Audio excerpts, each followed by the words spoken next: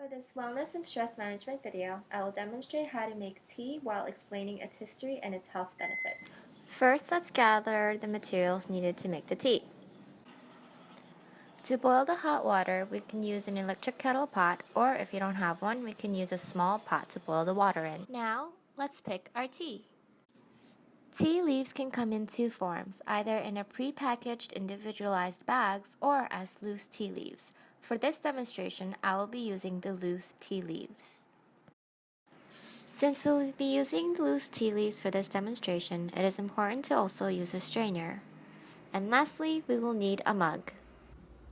Now let's start making our tea. While the water is boiling, you can take your tea leaves and place them inside the strainer. Make sure to lock the strainer carefully so that the tea leaves don't fall out.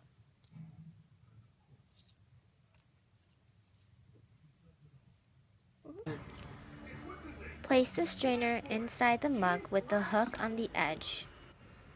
When the water is done boiling, pour the hot water into the mug.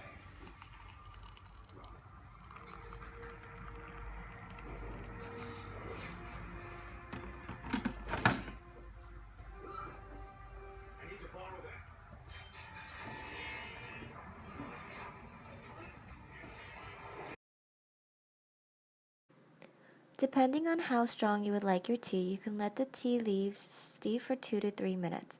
After, remove the strainer and enjoy. Now that we have our tea, here are some fun historical facts about tea. Tea can be traced back to China in 2737 BC. The Chinese Emperor Shang Nung was the first known figure to drink tea on a regular basis. The first Europeans to drink tea were the Dutch in 1610. At first, Europeans were averse to drinking tea, calling it a China drink, but all that changed in 1662 when the wife of King Charles II, Catherine de Braganza, made it fashionable. Over time, Europeans incorporated tea into their routine, and tea tables were a common furniture that could be found in European homes. Having been accustomed to tea, it was only natural to import tea to the newly discovered world in America.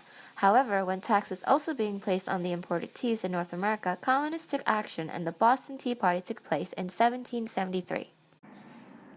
Here's one last fun fact. One of the popular teas, Earl Grey tea, is actually named after the Prime Minister of Britain, Charles Grey, from 1830 to 1834. Now that we know the history, let's look at the health benefits.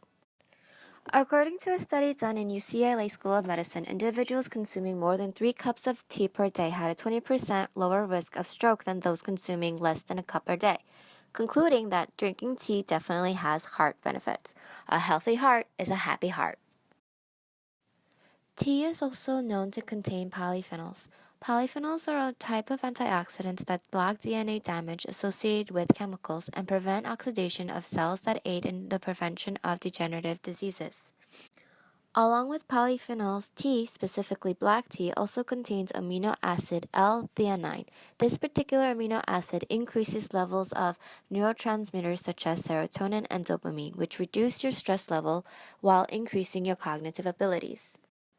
Still not convinced? Well, here are some more facts. Well, even though tea doesn't have high amounts of caffeine, the low amounts that are found help circulate the blood flow to the brain without the overstimulation like other drinks with high amounts of caffeine does. Because of the tea's boost of blood circulation, the body gets their nutrients, leaving the body well nurtured. We've talked about the history of tea and its benefit to the body in a molecular aspect, but now here are some obvious reasonings as to why tea is such a great stress reliever. Its taste. With over thousands of tea stores, there are many variations of teas and flavors you can try. If you like sweet drinks, you can try fruity tea such as pear tea. Or if you like citrusy drinks, there's orange tea. So don't knock it till you've tried it all.